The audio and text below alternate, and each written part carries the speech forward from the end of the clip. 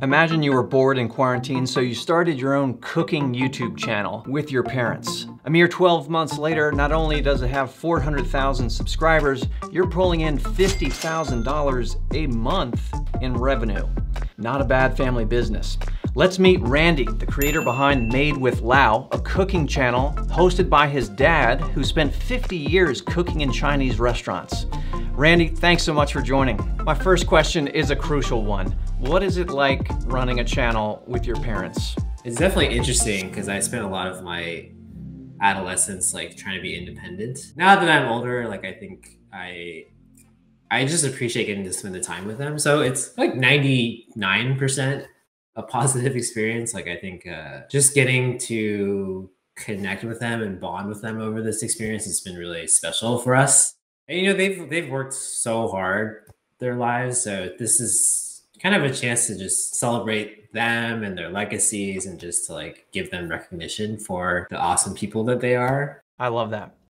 A record number of people started channels in quarantine. I took a look at your analytics, and one thing I noticed was the incredible consistency with videos uploaded once a week since you started squarely on September 1st, 2020. I get the feeling you had a very well-prepared plan. Can you tell us about it? The idea was actually conceived in March. So I spent basically 6 months just kind of figuring out how to film, and we shot actually 8 episodes before we launched, and I scrapped 3 of them because I just didn't like them, and they seemed really rough. So when we launched on September 1st, I actually had 5 videos, 5 weeks worth of videos ready to go, because I knew that I wanted to get to a point where I figured out enough to launch, but I knew that I had still so much to figure out each week. I often recommend that creators try to stockpile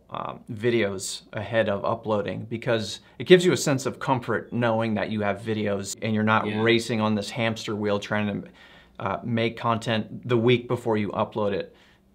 Do you try to stay 5 weeks ahead, or how far are you ahead in the process? We had a buffer of 5 videos in September, and then that buffer vanished. It was just a lot, I think, to keep up with. So now I haven't missed a week, but there have been weeks where I've made an easier video just to kind of relax a little bit, because it is a lot to maintain. For me, it was important to stay consistent, I think. So I just tried to really keep to that once a week. Now I'm fortunate to have, a small team of people that can kind of offload some of the stuff for us. So editors that can help us get ahead. And then I used to do all the transcribing and translating in our videos. So we have dual subtitles in our videos, and it was me transcribing everything and then handing it off to my cousin, who would spend another 10 hours translating into Chinese. So it was a lot of work. When it was just me, it was 50 to 60 hours a week of per video, which was wow. Yeah. Not it was just a lot to take The on. family business is expanding. You got cousins working for you now. Yeah.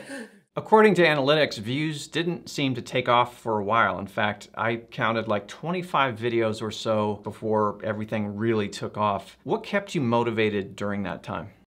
It may be cliche, but I think you need something to keep you going when things aren't looking as bright externally. For me, I think me getting to spend time with my family and to preserve these recipes for our kids, to kind of deepen my relationship with my parents and my culture, I think gives me a lot of intrinsic motivation. So regardless of, whatever happens with our subscribers and our analytics and our growth, I'm kind of grounded in that, just being able to know that I'm doing something really personally fulfilling. That makes sense. Now you're bringing in around $50,000 a month, which is amazing. Can you talk a little bit about the various revenue streams that fund that? In addition to YouTube AdSense, we have our blog, also brings in a pretty substantial revenue stream every month. We have brand deals. After that, we have Patreon, and we have affiliates and other commission-based setups in place. How do the sponsorships work? Do various food brands kind of reach out to you and invite you to do some sort of brand integration? There's like a whole ecosystem that I'm diving into. So we've pitched brands ourselves. Brands will directly reach out to us.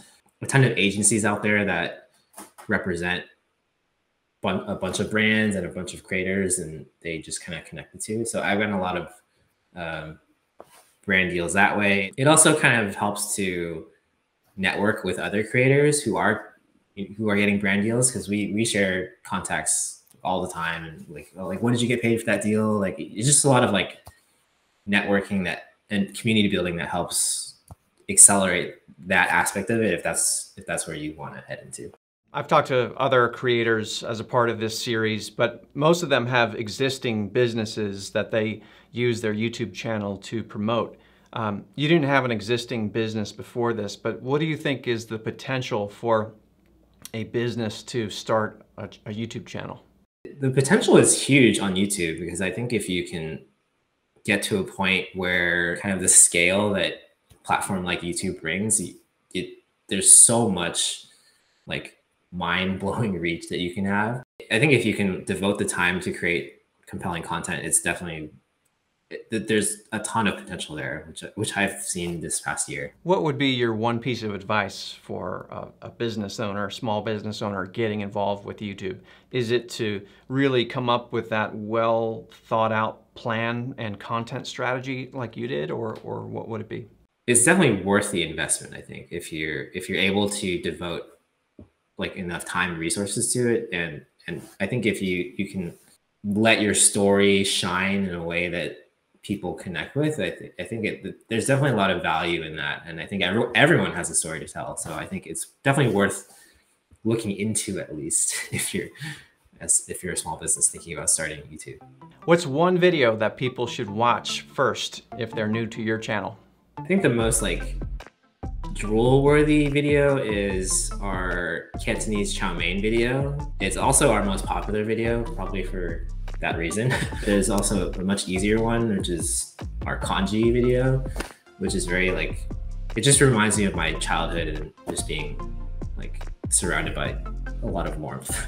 Randy, thanks so much for your time. I love the concept of your channel and what you're doing. For everybody else, make sure you go to Made with Lau and subscribe. Thanks, Randy. Thank you. It was so fun.